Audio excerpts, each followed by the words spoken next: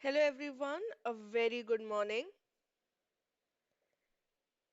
I hope the audio and video is fine. There's no issue here. Good morning, Krishna. A very good morning. So, this is the practice session for your module A. Yesterday we have already completed. We have revised the module A. Today we'll be practicing the questions. So, very quickly share the session with your fellow aspirants so that they can also join. We'll be answering the questions quickly. We have already done the theoretical part. If you need explanation of any question, any term, then let me know. Otherwise, once we get the correct answers, we will move ahead. All right, so let us start the questions. Very basic question. Identify the correct statements regarding the evolution of retail banking. Retail banking begins with mass retail and evolves into the class retail banking. Private banking is a form of mass retail banking. Class retail banking involves standardized products for the general public. Mass retail banking helps build a stable funding base. So, which of the following statements are correct? A 1 and 4, B 2 and 3, C 1, 3 and 4, or D 1, 2 and 4 only? Everyone answer this question. Start answering. You have 10 seconds. Kamla is saying A, 1 and 4 only. Okay. Anyone else? Anyone else wants to try? Yes, A is correct. A is the correct answer. Retail banking starts with mass retail banking. What happens in the mass retail banking? Standardized products are given to the large clientele base. We are trying to build a strong base so that we can get a stable income. These are the features of the mass retail banking. Then we move on to the class retail banking, which is focused on the high net worth individuals, the niche customer segment, and we provide them customized services. And banking, which is focused only on the high net worth individuals, is a form of, it is known as private banking, and it is a form of class retail banking, not mass retail banking. All right, no, not C. 3 is incorrect. Class retail banking involves customized products for the high net worth or the niche segment. All right. Okay, next question. Which of the following is not typically considered a para banking product? Now, this question was 1 mark. If you want, you can note down how much you are scoring. Okay, 1 mark question. If you answered it correctly, add 1. This is point 0.5.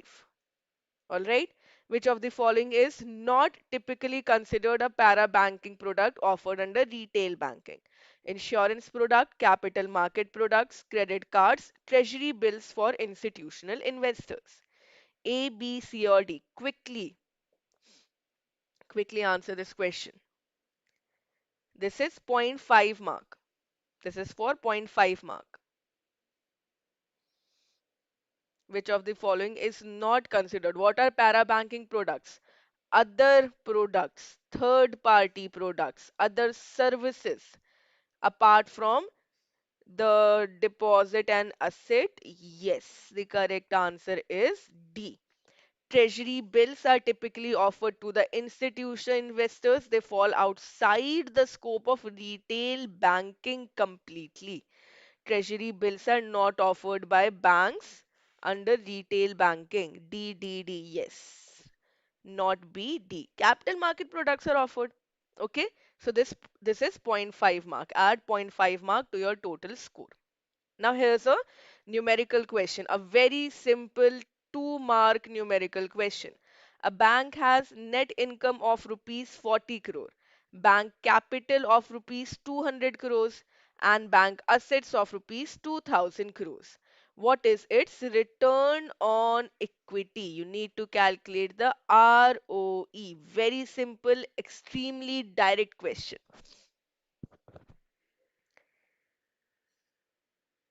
A, Manoj, which question are you answering? The numerical or the previous one? Solve this question. What is the formula for ROE? Quickly, you have, I will give you I will give you 30 seconds to answer this question. All right, 30 seconds to answer this question.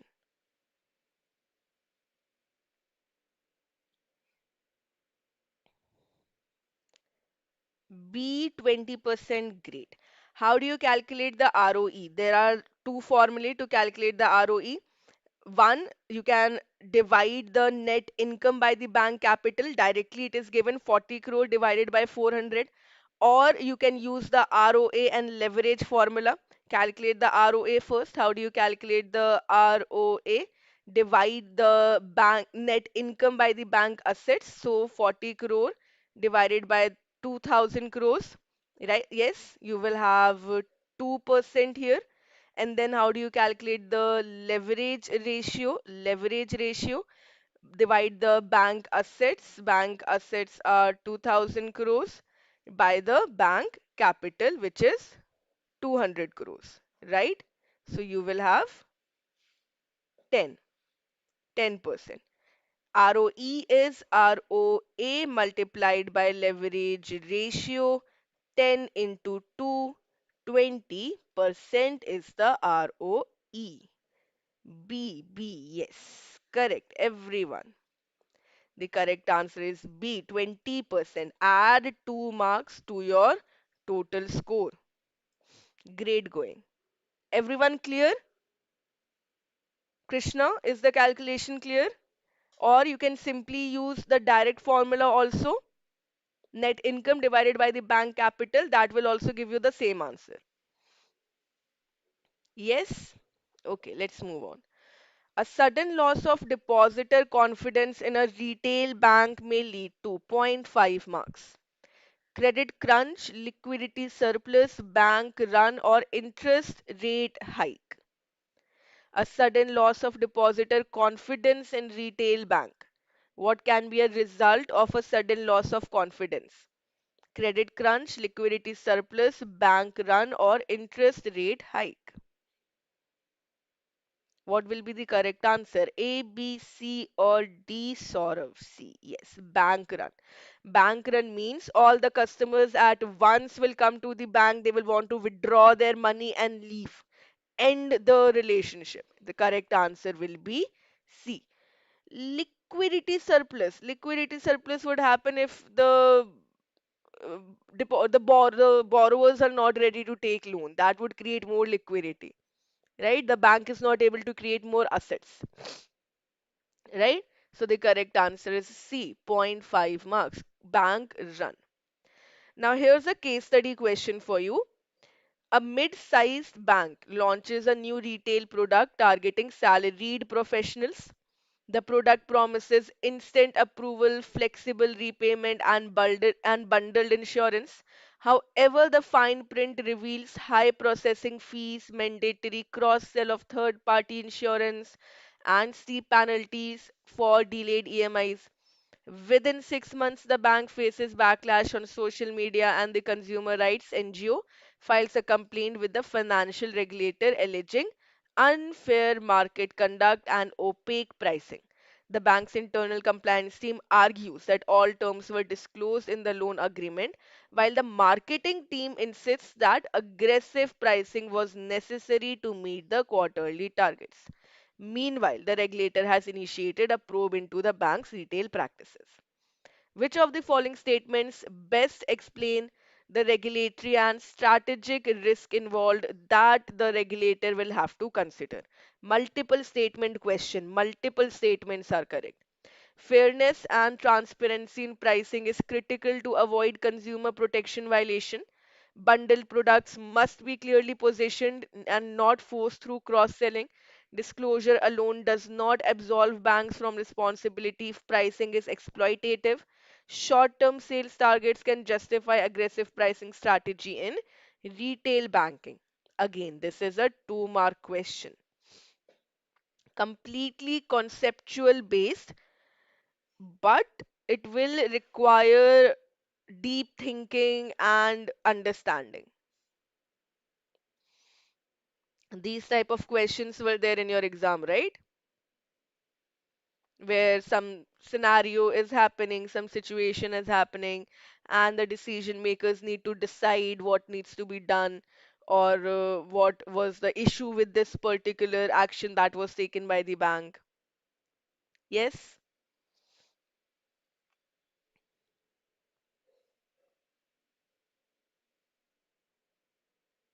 try to answer this question. Which statements are correct?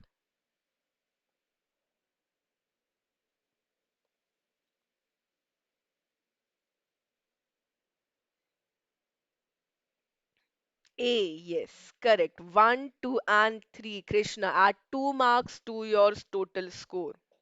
Great. Yes, short-term sales targets will not justify aggressive pricing strategies in retail banking. Why? Because in retail banking, the prices should be competitive according to the market rates, according to the restrictions imposed by the regulator.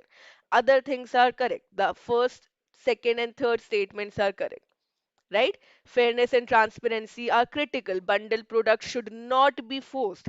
Complete information should be there. It should not be opaque. And disclosure alone will not absolve the banks from responsibility. They need to make sure that their pricing is not exploitative. All right. So the correct answer is A, 1, 2, and 3. Okay. Meanwhile, everyone who is here, if you're liking the questions, if you're liking the session, please like the video and share the video. And try to be active. Try to comment down your answers. Even if you get it wrong, doesn't matter. We are discussing the correct answers. Okay. Which banks were pioneers in introducing the consumer banking models in India? Very simple point 5 mark question.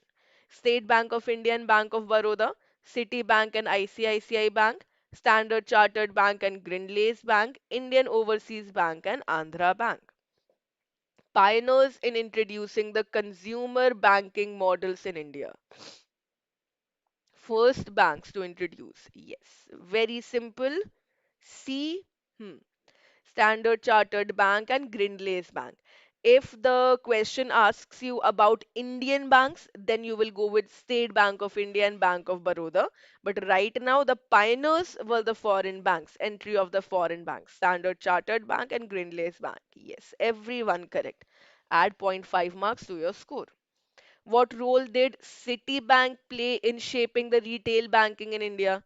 It introduced banking services focused on corporate clients. It pioneered the hybrid liability products for the small businesses, focused on institutional lending rather than personal banking, revolutionized the retail banking space with credit card products. Again, point 0.5 mark. What was the role of Citibank? What role did Citibank play? D, yes. It pioneered, it revolutionized, it introduced the credit card products. Hmm. Which public sector banks were the early players in the credit card business, in the credit card business in India? PNB and Canara Bank, BOB and Andhra Bank, ICICI Bank and HDFC Bank, Reserve Bank of India and NABARD. These are very simple questions, but they are factual. If the institute wants to increase the difficulty of your exam, even if they give, I don't know, let's say 40 tough questions or 50 tough questions, 50 will still be simple. 50 questions will be such that everyone can answer. Yes, the correct answer is B, Bank of Baroda and Andhra Bank. All right, SBI, BOB, Andhra Bank, they were the players in the retail banking, but credit card business, BOB and Andhra Bank. Okay, another case study. I want all of you to answer this case study. All of you. A private bank launches a new housing loan product with extended repayment terms up to 30 years, bundled with furniture financing and insurance. The product is aggressively marketed to the young professionals with minimum credit history. Within a year, the bank sees a surge in the loan disbursements, but also rising delinquencies among borrowers who underestimated the long-term obligations. The regulator flags concerns about over leverage and inadequate risk disclosures. Which of the following statements best explain the ethical and strategic implications of such retail banking practices? Longer repayment terms increase financial leverage but may obscure long term affordability risk. Bundled retail loans must be transparently priced and clearly communicated to avoid consumer protection violation. Young borrowers with limited credit history are ideal targets for high value retail loans due to their future earning potential. Retail loan growth must be balanced with responsible lending and borrower education. Which of the following statements are correct regarding this situation? Another way to ask was what could be the reasons for the higher delinquencies? What could be the reason for the regulator raising the flag, raising concerns? So, what will be the correct answer? You are saying C, C, Prince. A is correct. Yes. 1, 2, and 4. You're saying 1, 3, and 4. How will limited credit history be beneficial? If someone has a limited credit history, it will lower their credit score, right? Someone who has a very short credit history, only including, let's say, credit cards, unsecured loans, it will hamper their score. And if the banks give them loans, there are more chances that those loans will become NPA. All right, so young borrowers with limited credit history are not ideal targets for high value retail loans. We don't know whether they will earn good in future or not. Past history is important, right? When we are talking about the credit history, the appraisal, past history is important. Rest 1, 2, and 4 is correct. Clear? Ramesh Krishna, clear? Everyone who's present here, confirm? Please give me a confirmation. If you have any doubts, any queries, then you can please ask me. What are the characteristics of the units created under the SBU approach? SBUs are autonomous divisions. They are small enough to be flexible. They are large enough to exercise control over most of the factors affecting its long term performance. SBUs can be defined as profit centers with focus on specific product offering only. Which of these statements are correct? 1, 2, and 4, 2 and 4, 1, 2, and 3, or 1, 2, 3, and 4? About the SBU approach, this is also a 2 mark question. This is definitely a 2 mark question. Prince is saying A, why A 1, 2, and 4? Aren't SBU large enough to exercise control over most of the factors? SBU have their own chain of command, their own managers, they can decide their own price, product, process, promotion, everything.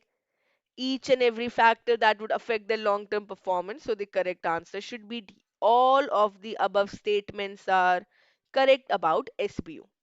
They're independent, autonomous divisions. They are flexible. They are large enough to exercise control.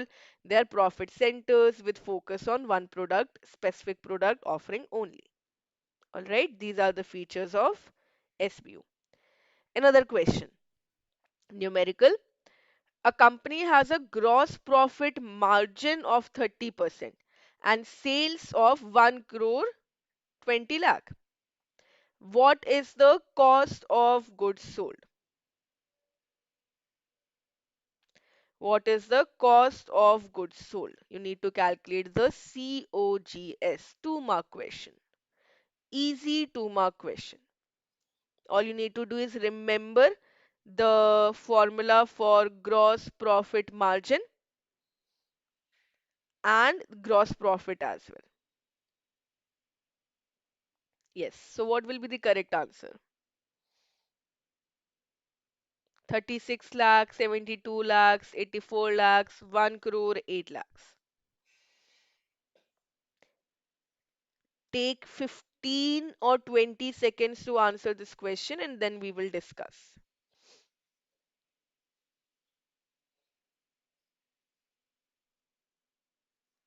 How do you calculate gross profit margin? Gross profit divided by total sales. So 30% of total sales 1 crore 20 lakh, right? Sorry, this will be here. 30% is equal to gross profit divided by the total sales. Okay, so how can we write it as gross profit is equal to 30% of 1 crores 20 lakh rupees. Calculate 30%.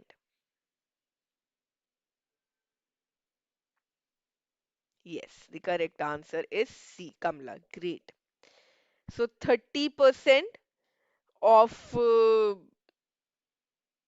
the total sales is 36 lakhs, but we need to calculate the cost of goods sold.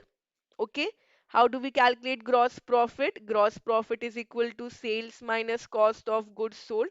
Cost of goods sold would be equal to sales minus gross profit. Sales minus gross profit. So the correct answer will be 84 lakhs. Yes, correct. 30% of the total sales will give us the gross profit. Cost of goods sold is sales minus gross profit. Very simple calculations are there. Very simple. All right. Okay. Identify the correct statements regarding the adoption of SBU model in banks. 1 mark. Foreign banks universally follow the SBU model with defined business focus. Private sector banks adopted the SBU only after regulatory mandates. SBU demarcation allows modular strategy with knockdown provisions.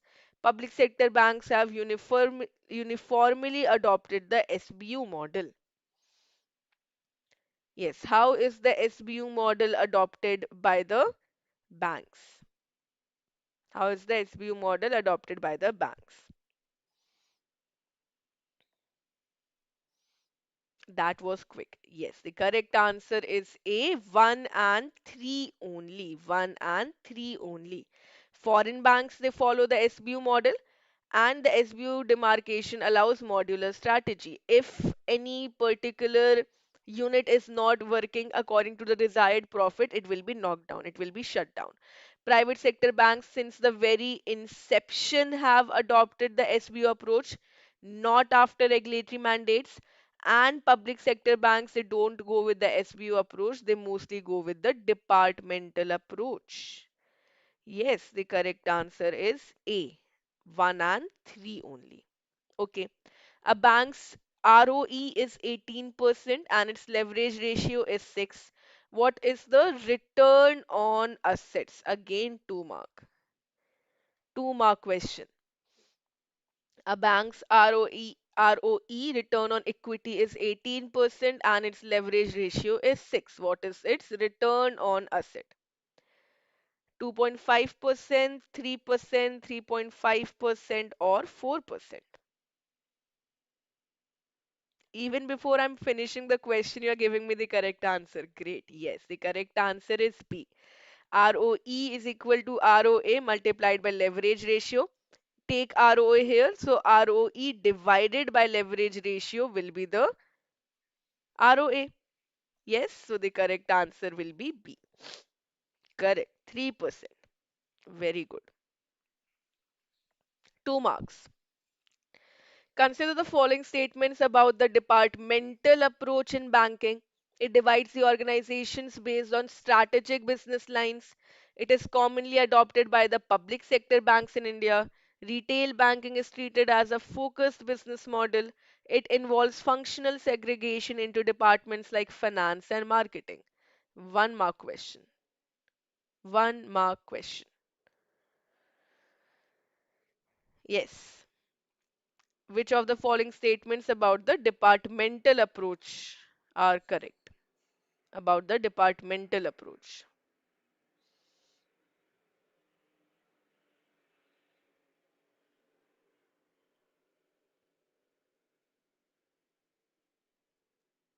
What is the departmental approach?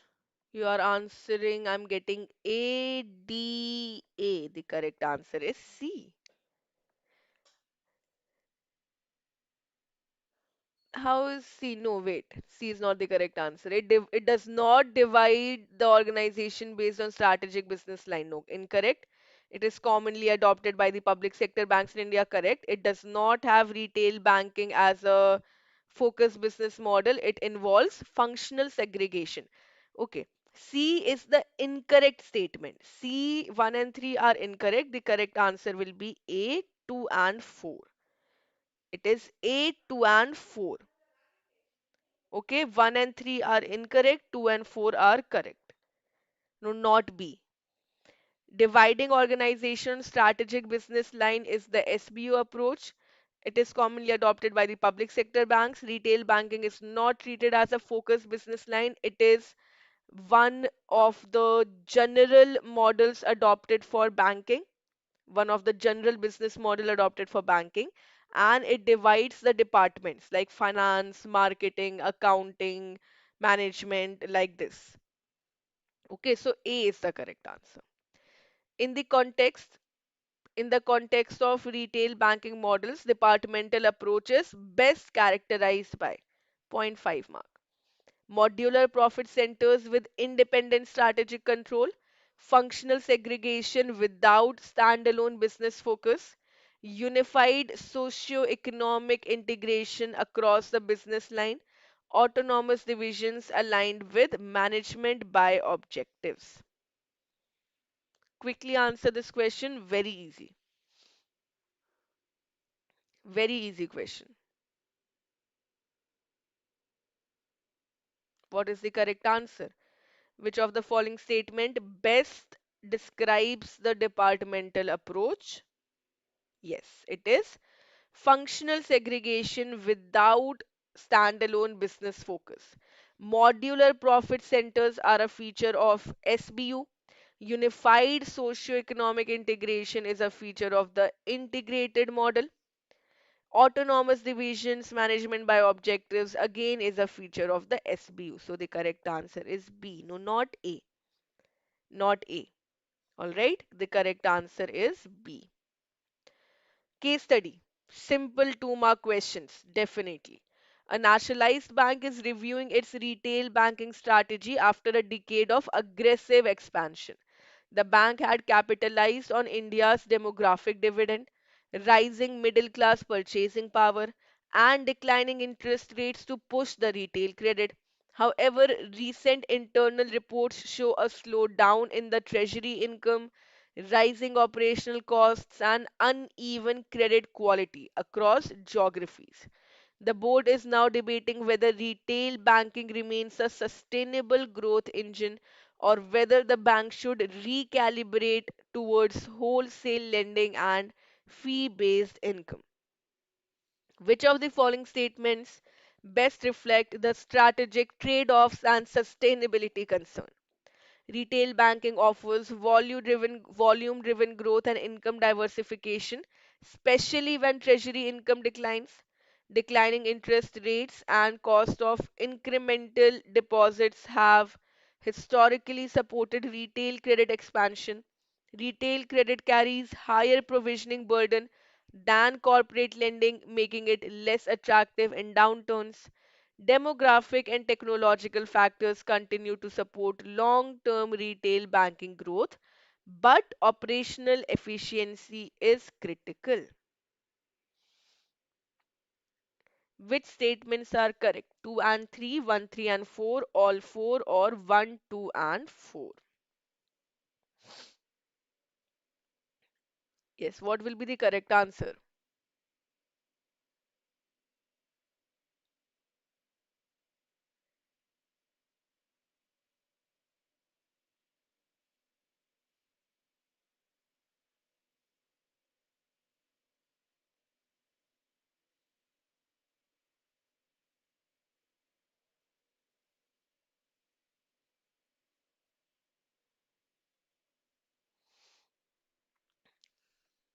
You are saying B, 1, 3 and 4. 1, 3 and 4. D, 1, 2 and 4. Yes, the correct answer will be D, 1, 2 and 4. Third statement is incorrect. Retail credit does not carry higher provisioning burden than corporate lending. It is not less attractive in downturns. Okay? Yes, D is correct. 1, 2, and 4. It offers volume driven growth, income diversification. It is profitable when treasury income declines. As compared to corporate wholesale banking, retail banking is considered profitable. It is considered stable even if the treasury income is declining. Declining interest rate and cost of incremental deposits have supported the credit expansion in retail banking side. Okay, corporate lending is less attractive in downturns because it can lead to more NPAs. The business people, business inclined individuals will apply for loans only when there is a boom in the market, right? There's expansion in the market. So in the downturn, it will be less attractive. So the correct answer is D. 1, 2, and 4 are correct. The integrated model is typically adopted by the smaller business because it enables functional specialization across departments. It allows for autonomous control over each business line. It aligns with the SBU model used by the foreign banks. It reduces the risk and enhances profitability through unified scale. Very simple. Very simple point 5 mark question. Very simple. Quickly answer.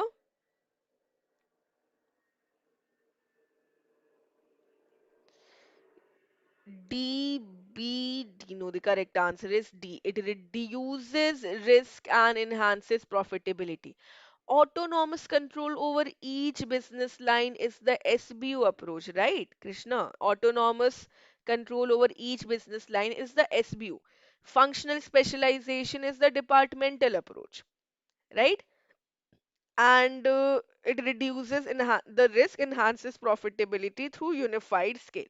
It believes that having a integrated business would reduce risk, so it is mostly adopted by the smaller businesses. Consider the following statements about the positioning platforms in retail banking. Again, 2 mark. Old generation private banks base their positioning on overall business plans aligned with their scale. New generation private banks aim to dominate across all banking categories. Foreign banks prioritize brand positioning over profitability. Positioning strategies vary depending on the importance attached to the business model. Yes. About positioning platform. Which statements are correct about the positioning platform?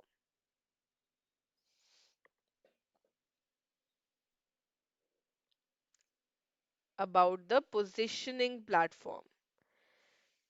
One, you are saying AAC. A. Old generation banks, based on their scale. New generation banks, they're aggressive. They want to be in the top slot. Positioning depends upon the importance attached. However, foreign banks, they do not have a positioning platform. They simply go by profitability. If one segment is profitable, they will enter the segment, and if it is not profitable, they will shut it down. They will exit. Okay, so third statement is incorrect. 1, 2, and 4 are correct. A is correct. Add 2 marks to your total score if you answered A. Okay. In the context of implementation models, which bank type is most likely to outsource both front end and back end operations? 1 mark. Both front end and back end operations. Public sector banks, old generation private sector banks, new generation private sector banks, or foreign banks. What is outsourcing? Not owning the technology or the resources, taking it on hire or any other mode from the providers, from the service providers. So, which type of banks they outsource both front end and back end operations? You're saying A, Public sector banks, no. Public sector banks, they use their in-house resources. Then you're saying C, new generation private banks, they have a mix of in-house and outsourcing. They have a mix, they are more skewed towards outsourcing. Yes, the correct answer is D. Foreign banks, they go with a completely outsourced model. They are most likely to outsource both front end and back end operations. D is correct. Okay. Old generation private banks also have a balanced mix. They also mostly go with in-house or they will have a balanced mix. New generation private banks, they also have a mix, but they're skewed towards outsourcing, but they do not outsource all the operation. Foreign banks outsource all the operations. All right, the correct answer is D. What is a key determinant influencing the outsourcing decisions in the public sector banks? Brand positioning strategy, regulatory prescriptions, customer segmentation, asset liability management. Understand what the question is asking you. The question is not asking you the basic criteria for outsourcing decision. They're asking you the criteria for public sector banks. Why can't they outsource all of their operations? Why can't they outsource all of their operations? See, the positioning platform is determined by the different categories of banks because of their brand positioning. Yes. But the public sector banks, they use the in-house sourcing, not outsourcing because of regulatory prescription. Specifically, the question is asking you the determinant influencing the outsourcing decisions in the public sector banks. Okay, so it is a regulatory prescription, RBI. RBI has put some restrictions on the outsourcing. Even when the DSAs are appointed, the DSA should qualify an examination. They should be of a certain grade. They should have a good past history, no defaults, no customer complaints and grievances. Okay, so the correct answer is B. Regulatory prescriptions influence the outsourcing decisions by the public sector bank. Numerical question, 2 marks. A bank has bank assets of rupees 1800 crores and ROE of 9%. If its net income is 27 crores, what is its bank capital? Net income is given, ROE is given, and the bank assets are given. You need to calculate the bank capital. Calculate and let me know what is the correct answer.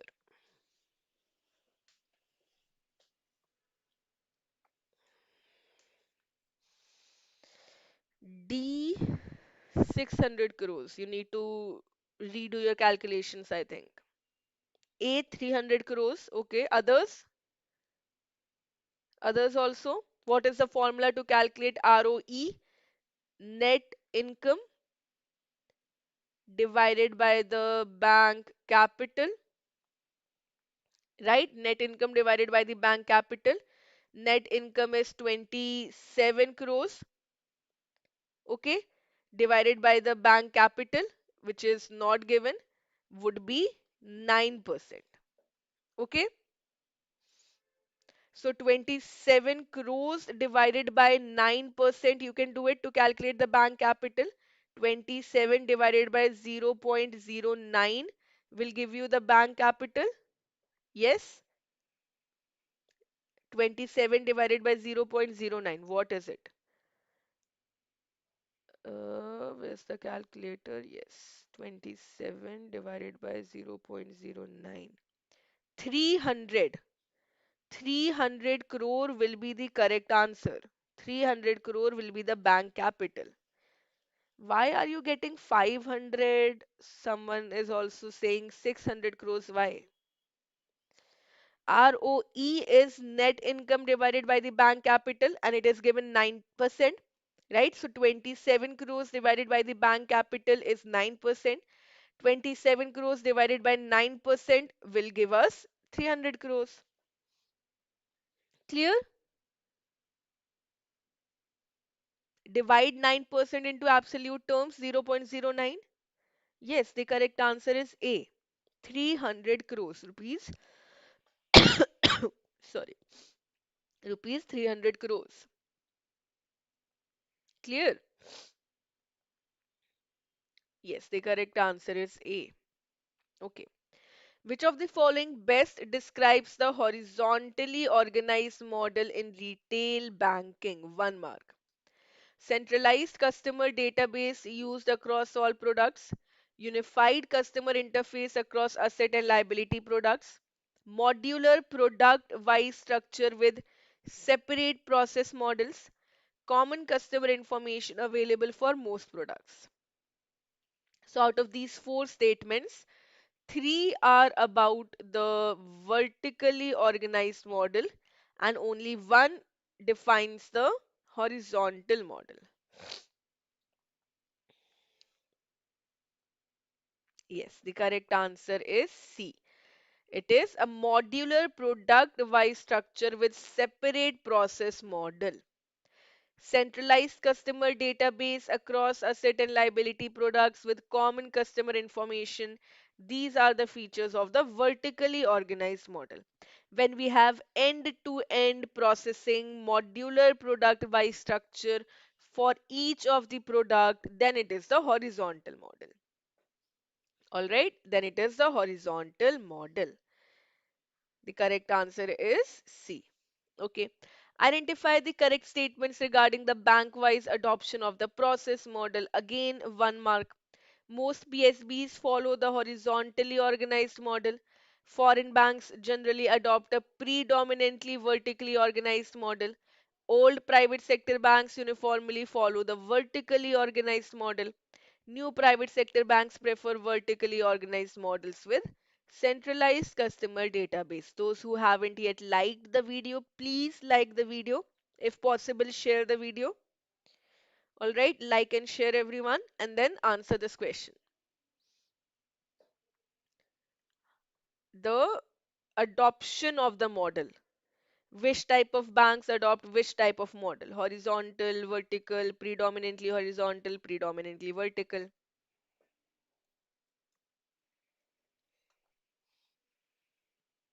We are almost halfway through. By 9, I will let you free. All right.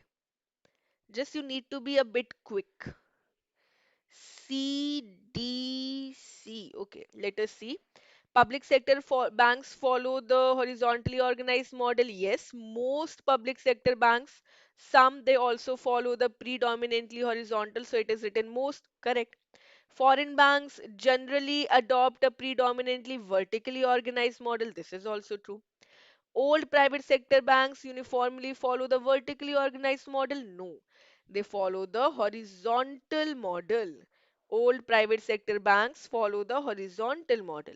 New private sector banks, they prefer the vertically organized model with centralized customer database. Old private sector banks, they will have a balanced mix. All right, balanced mix of horizontal and vertical. Even the new private sector banks, they prefer vertically organized model or predominantly vertically organized model. The correct answer is A, 1, 2, and 4. I did not get any correct answers. Why? Why are you saying C? 1, 3, and 4.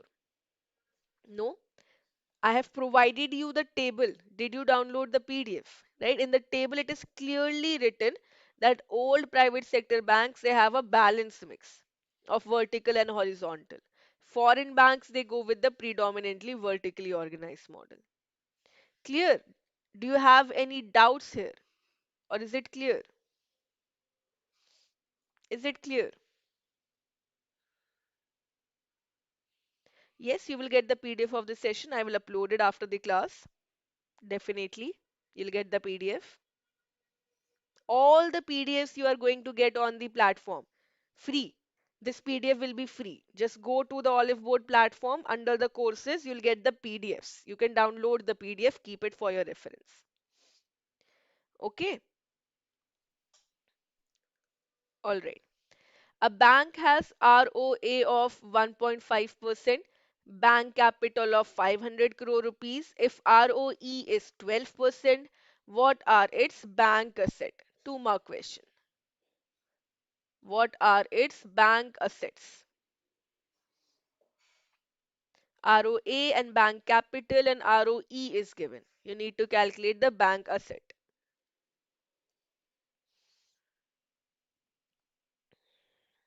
You need to use the leverage ratio formula here. The leverage ratio.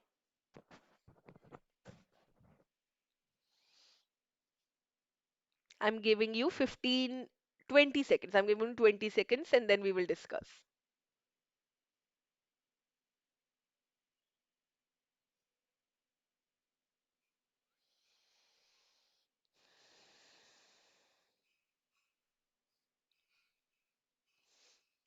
So what is the formula for ROE? It is ROA multiplied by the leverage ratio. ROE is 12% is equal to 15% multiplied by the leverage ratio. How do you calculate the leverage ratio?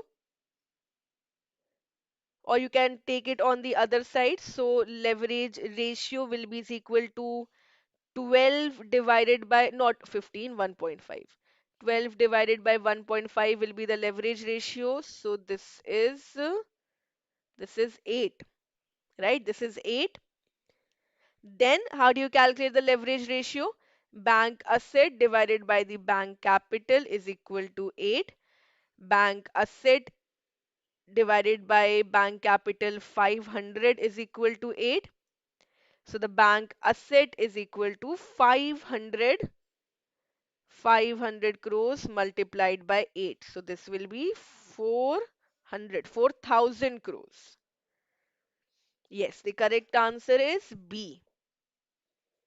Is everyone getting the calculation? Are you understanding the steps? The same formula we are using, we're not using anything new. The same concepts that we have studied yesterday. All right, the same concepts.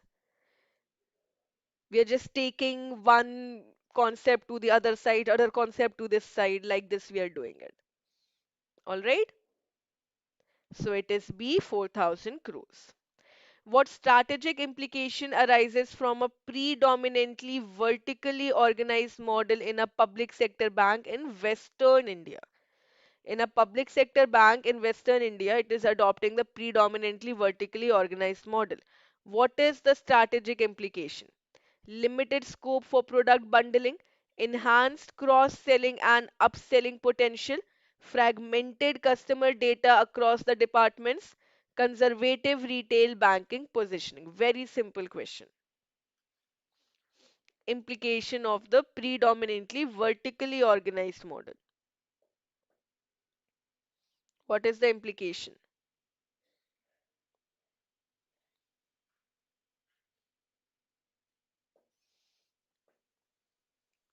The benefit of using the vertically organized model is that it enhances the cross-selling and upselling potential.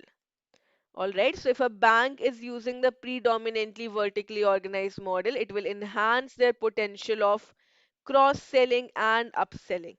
Conservative retail banking would mean they're taking the horizontal model. If you remember, we had discussed this, right? The new generation banks, they are using the vertically organized model to increase their efficiency, increase their profit.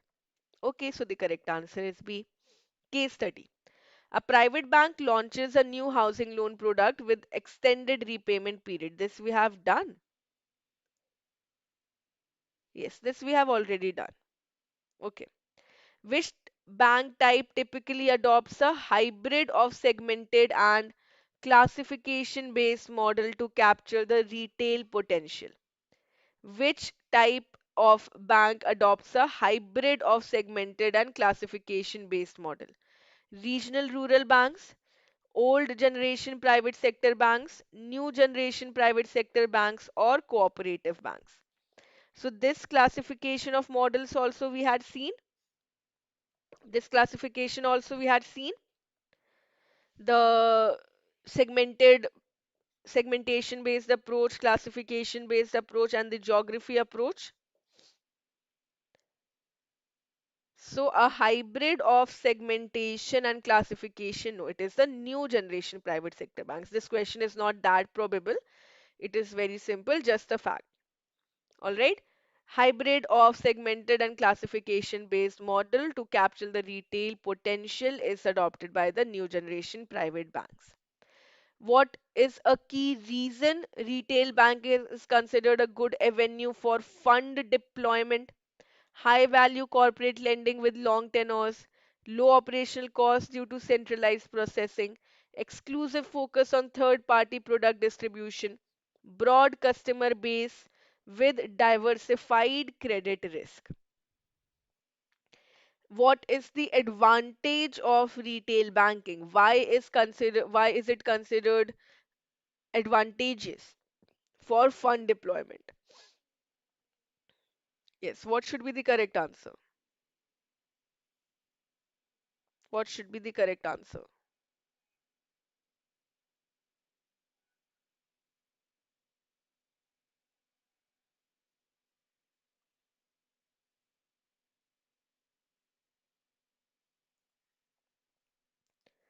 The correct answer is D. Yes, correct. Broad customer base with diversified credit risk.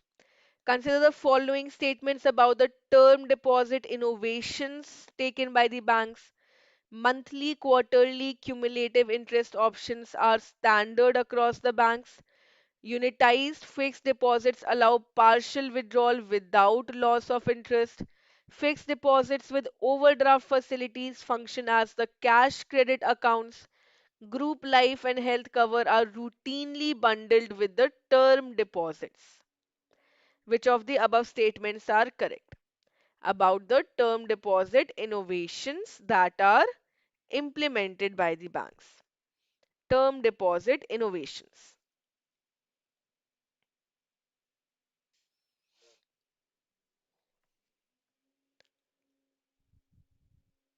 Yes, what should be the correct answer? You are saying C, 1, 3, and 4.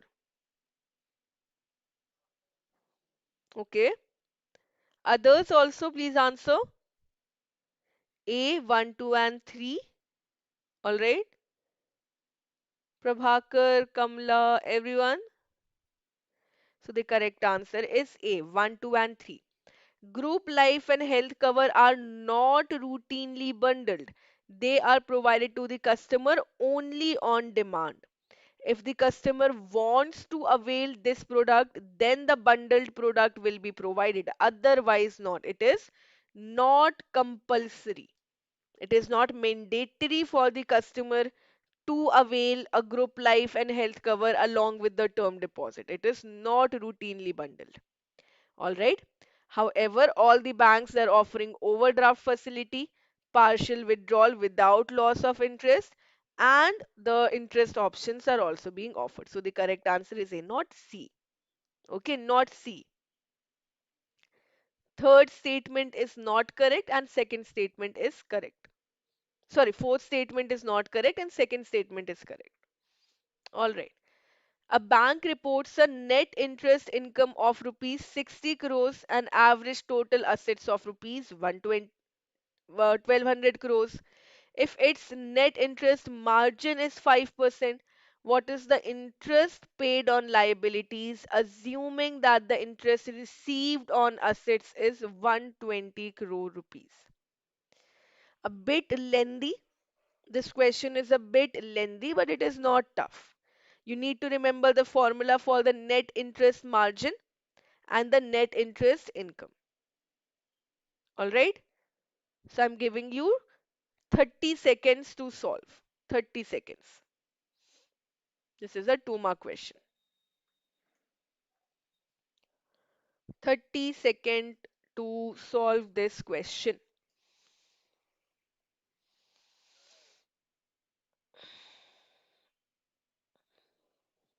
Quickly answer so that we can finish the session by 9.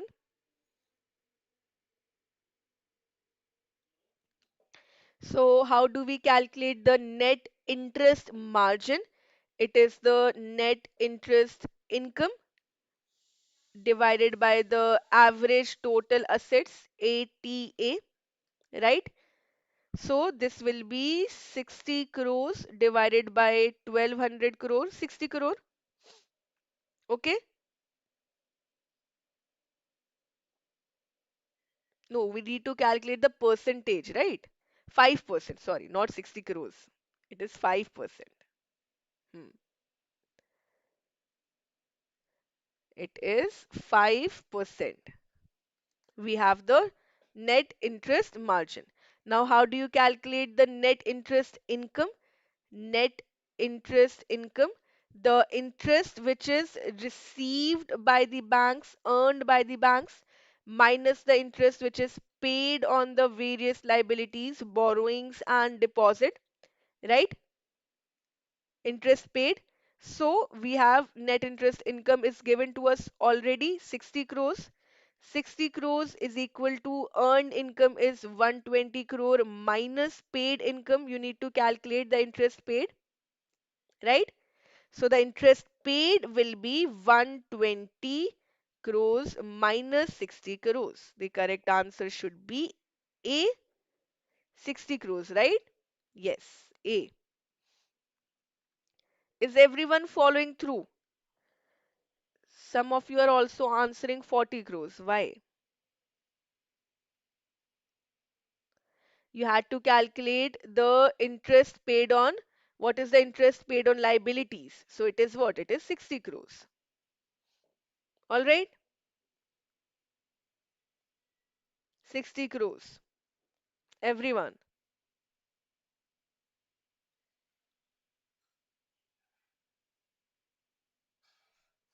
Clear? If it is clear, then give me a yes, a thumbs up, a confirmation so that we can move ahead to the next question.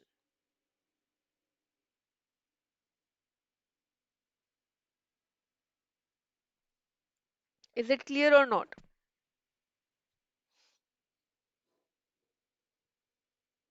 Okay. Next. Consider the following statements about the retail banking process models. Centralized processing centers handle all retail loans sourced from branches. Regional hubs process loans for specific geographic clusters. Standalone branch level processing is used by the foreign banks. Blended models combined centralized and regional processing for the different products. How is the process model adopted by the banks? This was also given in the table in yesterday's class. The table included this information. The process model.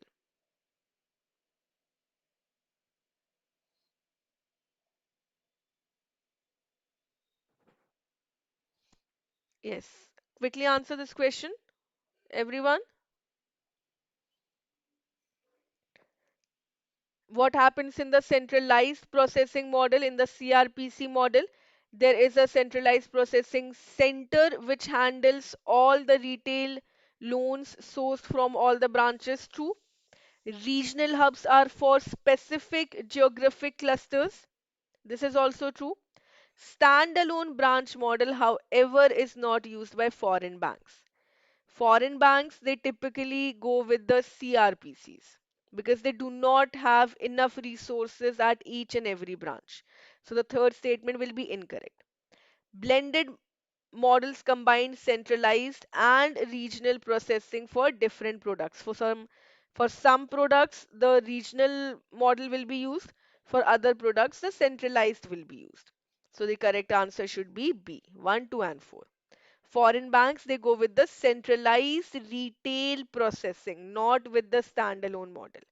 Public sector banks, they go with the standalone model. All right. Are you all tired?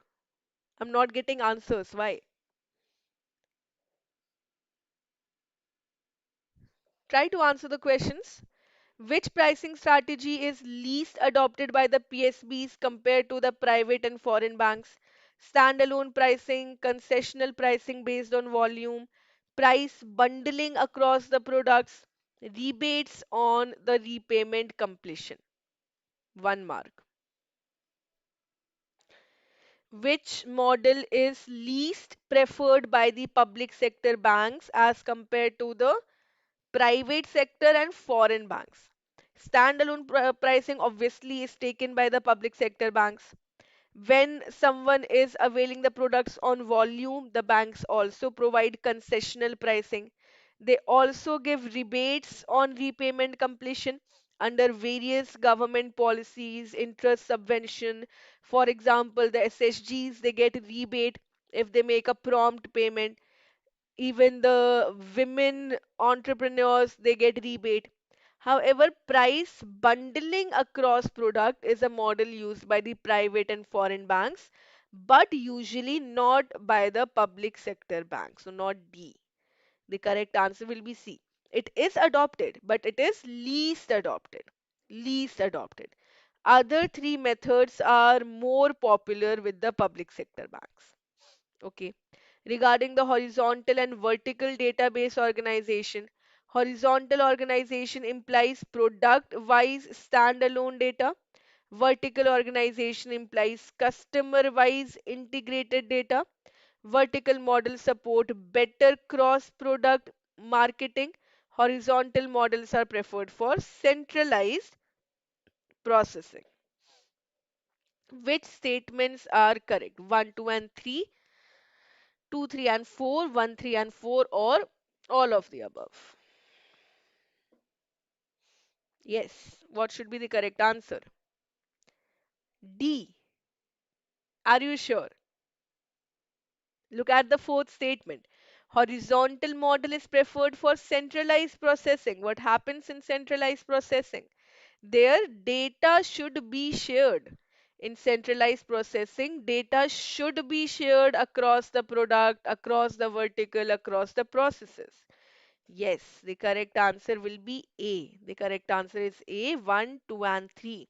Horizontal models are preferred for stand-alone processing, not for centralized.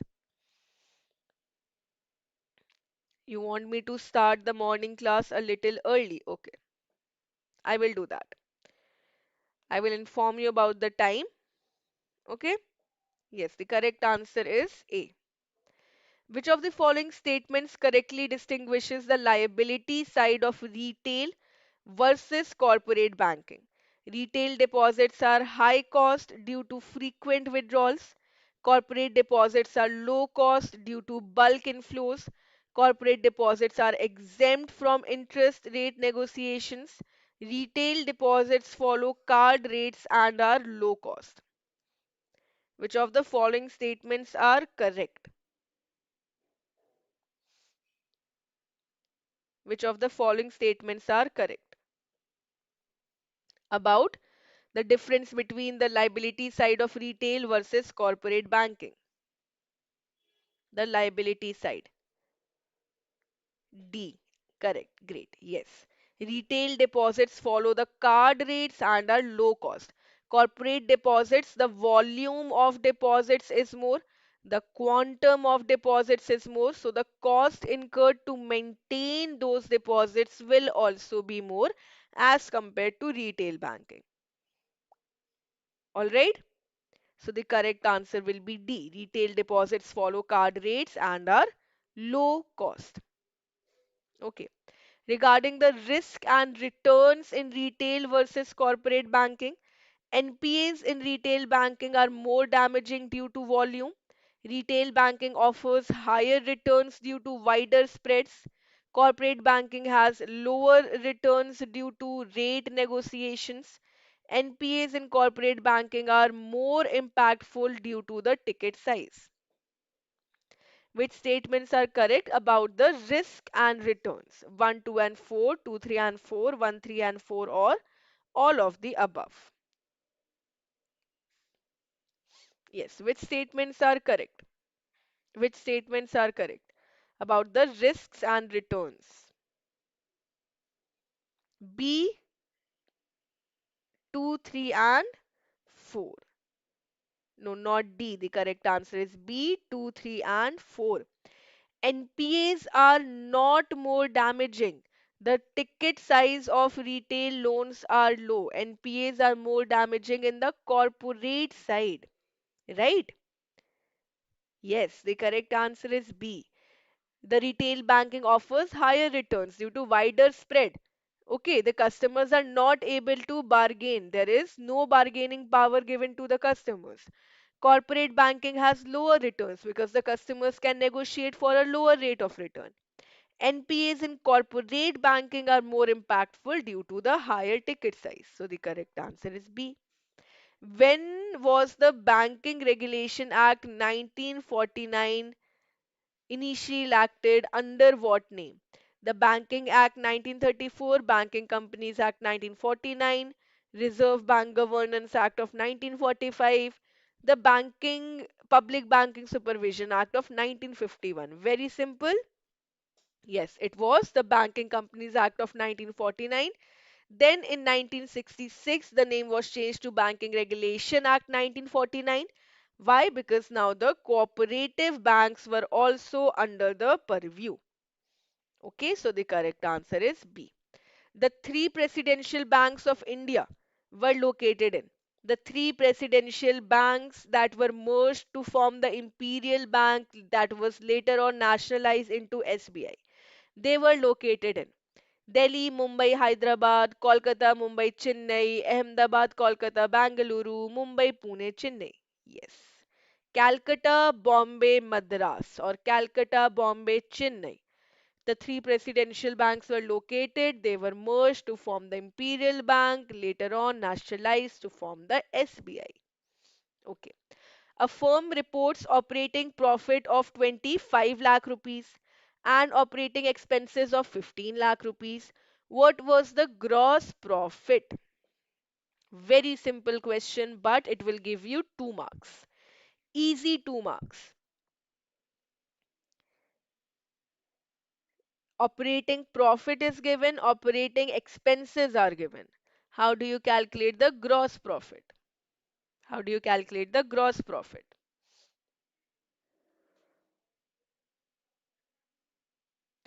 Is it 35 lakh, 40 lakh, 45 lakhs, or 50 lakh rupees?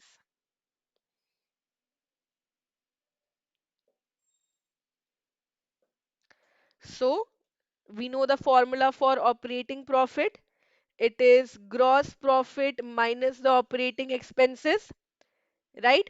So, how do we calculate it? Gross profit will be equal to operating profit plus the operating expenses. So, 25 lakhs plus 15 lakhs will be 40 lakh. Yes, the correct answer will be B, 40 lakh rupees. It is B. Alright, 40 lakh rupees will be the gross profit. Very simple question.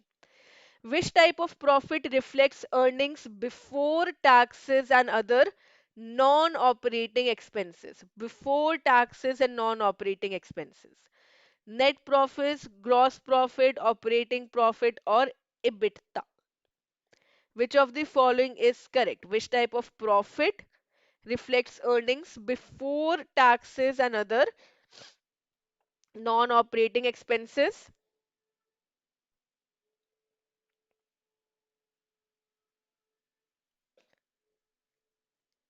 Why gross profit? Gross profit is the total sales minus cost of goods sold. Operating profit is the gross profit minus, sorry, minus the operating expenses. Yes, the correct answer should be C, operating profit. Operating profit, right? Before taxes and non-operating expenses. Non-operating expenses are what? Interest. Before you deduct the taxes and non-operating expenses, you have the operating profit, not the gross profit. C will be correct. C. Okay. Consider the following statements. Profitability compares profit with revenue and costs. Profitability helps assess business efficiency and success. Profit is the money earned before accounting for expenses. Profitability can be used to compare the performance across time periods and competitors. What is the correct answer? Which of the following statements are correct about profit and profitability? 1, 2, and 4, 2, 3, and 4, 1, 3, and 4, or all of the above?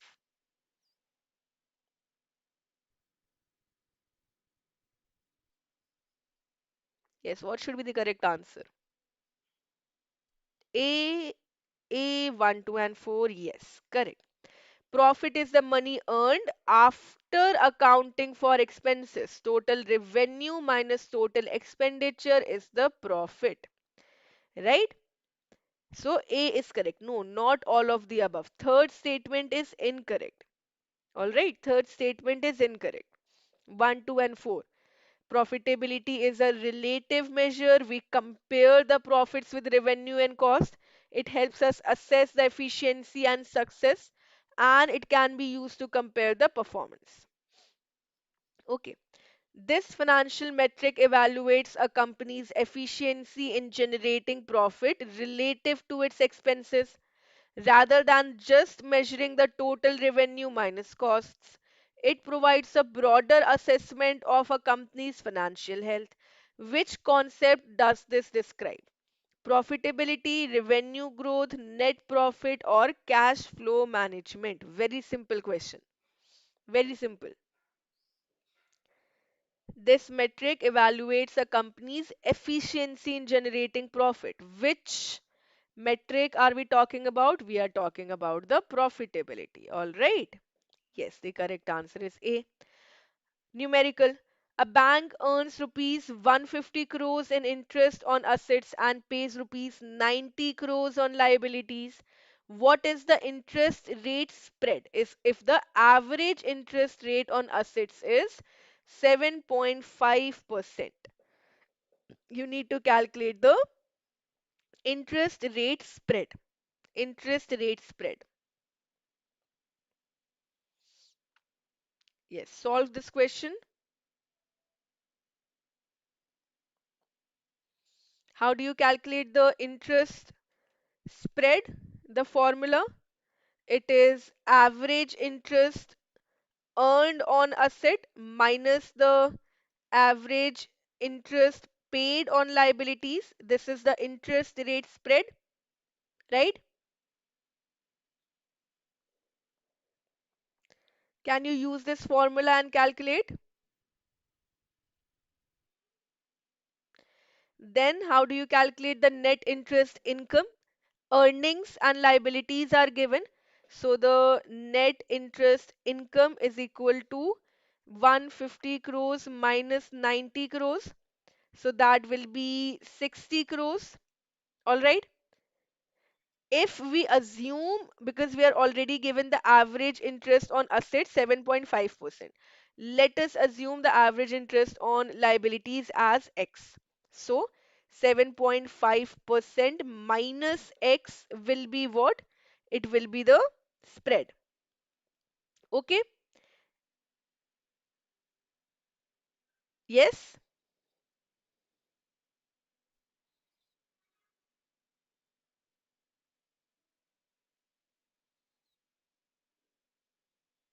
So actually we can also use the trial and error method here. Okay? 7.5% minus X is equal to spread. Is the question missing some information?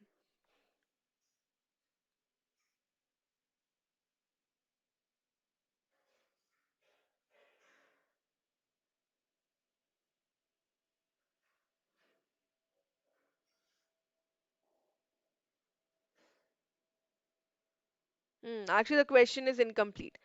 Let us skip this question for right now. We will discuss it tomorrow. We will discuss it tomorrow. This profitability metric measures how efficiently a company utilizes its assets to generate earnings. Which metric is it? The return on assets, return on equity, net profit margin, or operating profit ratio. Which profitability metric measures how efficiently a company is utilizing its assets? Which metric are we talking about? Which metric are we talking about? Yes, it is the return on assets. Very simple, right? Return on assets measures the how efficiently a company is utilizing its asset. A is correct. A bank's return on equity measures the efficiency of asset utilization in generating revenue, the percentage return earned by shareholders on their investment, the ability of a bank to maintain liquidity reserves, the overall revenue generated from the lending activities. What does the return on equity indicate? What does the return on equity indicate? No, the efficiency of asset utilization, we saw it is ROA. You need to answer about ROE, return on equity. Equity is what? It is a shareholder's investment. So the percentage return earned on the shareholder's investment. The correct answer will be B. No, not the overall revenue generated from lending activities. No. The percentage return earned by the shareholders on their investment. All right. The loan loss reserves are critical for maintaining financial stability in banks. Which factors impact the adequacy of these loan loss reserves? Expected default rates on outstanding loans, regulatory requirements on capital allocation, the bank's profitability metrics such as ROA and ROE, market fluctuations affecting the valuation of loan assets. Banks, they need to maintain the loan loss reserves. Which factors are going to impact the loan loss reserves? Which factors are going to impact?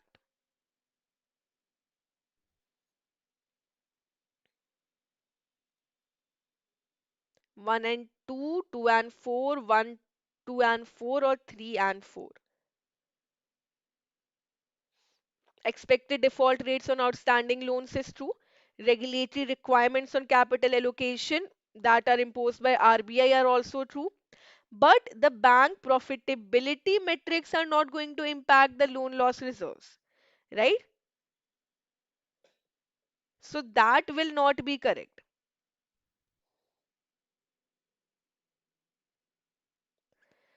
So the correct answer should be 1, 2, and 4. The third statement is incorrect.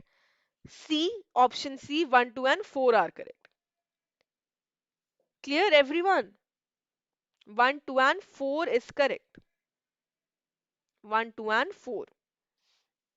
Okay. A bank's ROA is 2.5%. The average total assets are rupees 2000 crores. If fee income is rupees 30 crore and the operating costs are rupees 80 crore, what is the net interest income? You need to calculate the net interest income. Net interest income.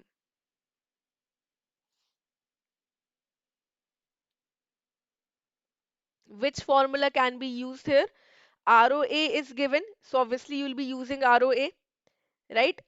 ROA is the net income divided by the average total assets, right? Both of these things are given to you.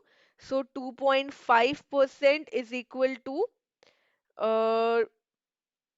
ROA is given 2.5% is equal to, no wait, your net income is not given here. No? Net interest income you need to calculate. So 2.5% of 2000 crores will be your net income because 50 crores is given. Okay. The average total assets is given 2000 crores. So 2.5% of 2000 crores will be what? It will be 50 crores, right? Net income will be 50 crores. Now, net income, how do you calculate the net income? It is the fee income which is given 30 crores plus the net income that you need to calculate Let's say it is X minus the operating cost. Operating cost is also given to you 80 crores. All right. So it will be 50 crores which we calculated plus the fee income and minus the operating cost. So the correct answer should be A, 100 crore rupees, 100 crores. ROA is equal to net income divided by the average total assets. Net income will be 2.5% of rupees 2000 crores. It will be rupees 50 crores. So net income is equal to fee income plus net interest income minus operating cost, right? Net income we have already calculated 50 crores is equal to fee income plus the net interest income minus the operating cost. Take the net interest income on this side. 50 crores plus 80 crores minus 30 crores, it will be rupees 100 crores. Alright, this is what we had to calculate. The net interest income is rupees 100 crores. Clear? Does anyone have any doubt? Any doubt?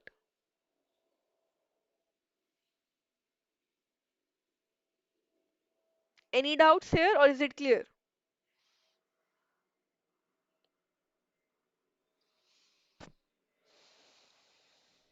Clear, right?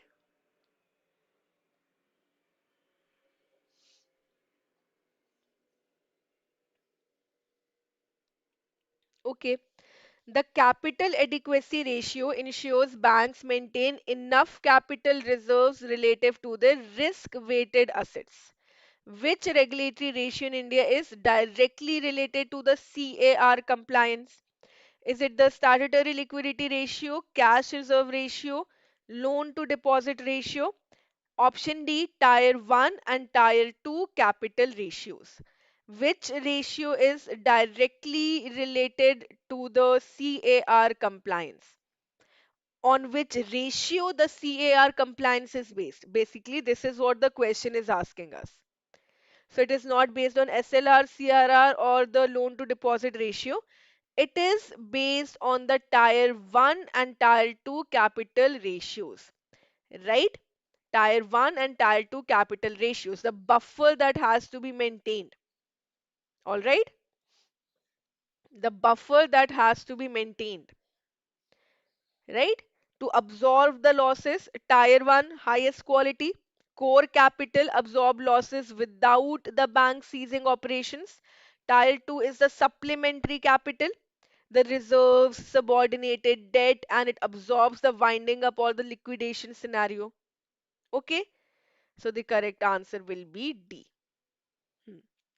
The financial metric measures how efficiently a bank earns income on its total assets, including fee income and the net interest income. This we have already done, right? How well the bank is earning income on its asset. Is it ROE, ROA, net interest margin, or liquidity ratio? So it is the ROA, the return on assets. Okay.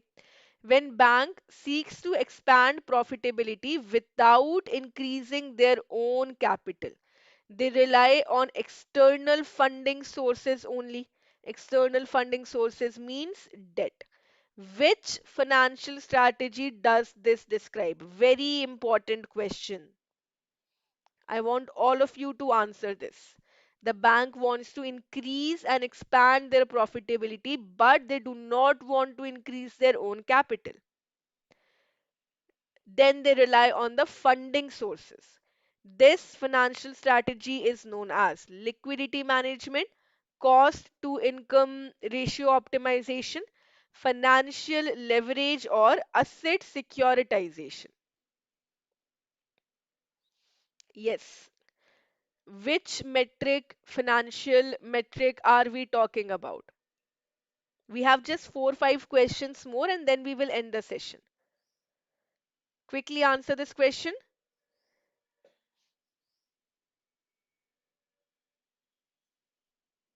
So here we are talking about the leverage ratio, right? The leverage ratio. The bank is increasing its profitability by increasing the liabilities. They're using liabilities to fund their assets, right? So it is financial asset securitization. Why? Asset securitization is the mortgage concept. Asset securitization is the mortgage, surfacey concept, not related to profitability. Okay, so the correct answer is leverage. We are talking about the leverage ratio.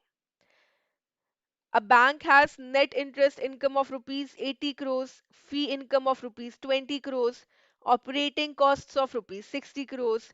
If the average total assets is 1000 crore rupees, what is the return on asset? Very simple question. All you need to do is calculate the net income divided by the average total assets. You will have the ROA, right? So how do you calculate the net income? 80 crores plus 20 crores minus 60 crores, right? Net interest income plus fee income minus operating costs. So this is 40 crore rupees. Divide 40 crores by 1000 crores, which is the average total asset. So this will be what? This will be 4%.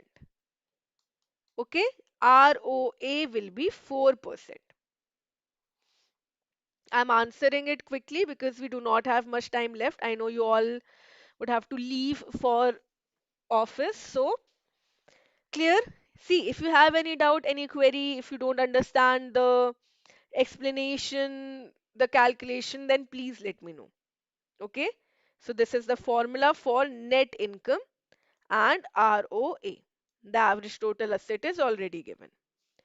Given the complex interplay between asset yields and funding cost, which of the following best defines the interest rate spread in the banking operations?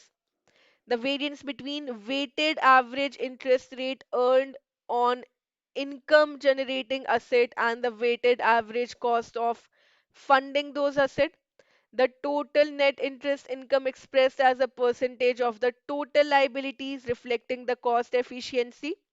The proportion of mandatory reserves maintained with the central bank compared to the net bank capital, the differential between the total volume of deposits mobilized and the loan disbursement ratio indicating liquidity management.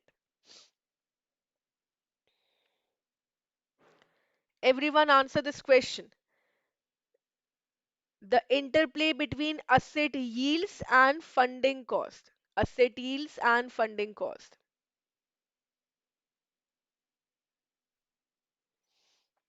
So it is the variance between the weighted average interest rate earned on the income generating asset and the weighted average cost of funding those assets. Okay, so the asset returns over cost. This is what we are talking about since the very beginning about ROA and ROE, right? So the weighted average interest rate earned on the income generating assets and the cost for funding those assets. A bank's capital structure impacts its stability and profitability. Which of the following factors influence the leverage decision? Whether the bank will increase or decrease its leverage? Yes, Krishna, correct. The answer was A. Now answer this question. Capital adequacy requirements imposed by regulators will impact the leverage decision. The expected risk exposure from the loan defaults, the ability to generate higher returns on assets, reduction in the overall liabilities to enhance the liquidity. When we are talking about leverage, increasing leverage, the meaning of increasing leverage is using more liabilities to fund for the assets rather than using the bank capital, right? Using liabilities to fund the assets than using the own capital. So the correct answer should be A. Reduction in overall liability to enhance liquidity. No. Right? The banks, if they're using leverage, it means they're using more liabilities to enhance their liquidity. So the correct answer will be A. A bank's leverage ratio is a financial measure of very simple the proportion of a bank's liabilities to its total assets, the ratio of the bank capital to the total assets, the percentage of reserves held by the bank compared to its deposits, the differential between the interest paid on liabilities and the interest earned on assets. What is the measure of leverage ratio? The financial measure. If you remember the formula of leverage ratio, it is the bank capital divided by the total assets, the bank asset divided by the bank capital, the ratio of bank capital to total assets, whatever. So the correct answer will be B. Okay, the ratio of the bank capital to the total assets. All right, yes. Two more numerical questions are left for this session. A company reports 1 crores 50 lakhs in sales, rupees 90 lakhs as the cost of goods sold. Operating expenses are given, interest is given, taxes is given. What is the net profit margin? So this is a very simple direct question. First, you need to calculate the gross profit, then you need to calculate the operating profit, then you need to calculate the net profit, and finally, you need to calculate the net profit margin. So, gross profit is total sales minus cost of goods sold. Operating profit is gross profit minus operating expenses. Net profit is operating expenses minus taxes plus interest. And net profit margin is net profit divided by the total sales. All right. So 1 crores 50 lakhs minus 90 lakhs, we have 60, right? We will just write it down for easier calculation. 60. Operating profit is 60 minus operating expenses are 30. So 30. All right. Net profit will be 5 lakh and 10 lakhs is given, right? Right. So 15. 30 minus 15. 15 is left with us. Okay. And simply how to calculate the net profit margin. Divide the net profit by the total sales. Yes, the correct answer will be 10%. Step by step, easy, basic calculation. The correct answer is A, 10%. Absolutely. Last question for today. A company has a net profit margin of 12%. If interest and taxes together amount to 10 lakh rupees, what is the operating profit? Again, very simple. First, from the net profit margin, you can calculate the net profit, right? 2 crores is given the sales. Net profit margin is equal to net profit divided by the total sales. So net profit will be 12% of the total sales which is given. 12% of 2 crore rupees you can calculate. From that, you can calculate the operating profit. Operating profit will be net profit plus the interest and taxes. Okay, because net profit is what? The formula for net profit is operating profit minus taxes plus interest. So operating profit will be net profit plus taxes plus interest. Yes, following through? Huh. So the correct answer is C, 34 lakh rupees. Okay, net profit 12% of rupees 2 crores. Operating profit is net profit plus interest plus taxes 24 lakhs plus 10 lakh rupees.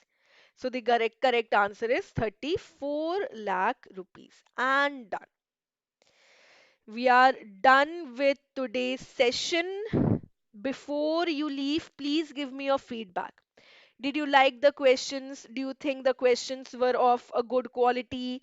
The quality that you have been seeing, the type of questions that you have been seeing in the previous three papers? Also, before you leave, if you want me to change the class timing, please let me know, right? Because one of you had requested to start the class at 6:30 or 7 a.m. What is more feasible? Should I keep the class at 7 or should we continue at 7:30? We'll be ending the session by 9 in any manner, in any way. Do you want me to change the time or is it fine?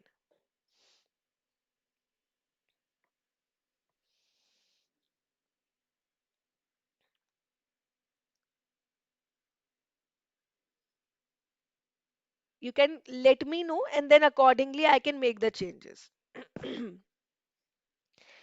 Okay, so now today in evening we'll be meeting at 7 p.m. on the Oliveboard platform and we'll be revising the module B. All right, we'll be revising the module B.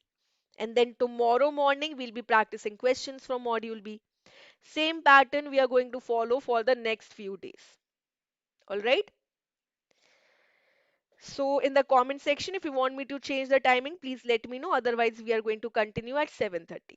All right. So thank you so much and do like and share the video, everyone, and let us meet in the evening now. Thank you. All the best and have a great day ahead. Take out time to revise the module. All right. Okay, I will change the time. Let us keep at 7 a.m. then. 7 a.m. tomorrow. All right, 7 a.m. Okay, so tomorrow the class will be at 7 a.m. and we will finish by 8:30 or 9, probably 8:30. So thank you so much and have a great day. Keep revising, keep studying. All the very best. Thank you.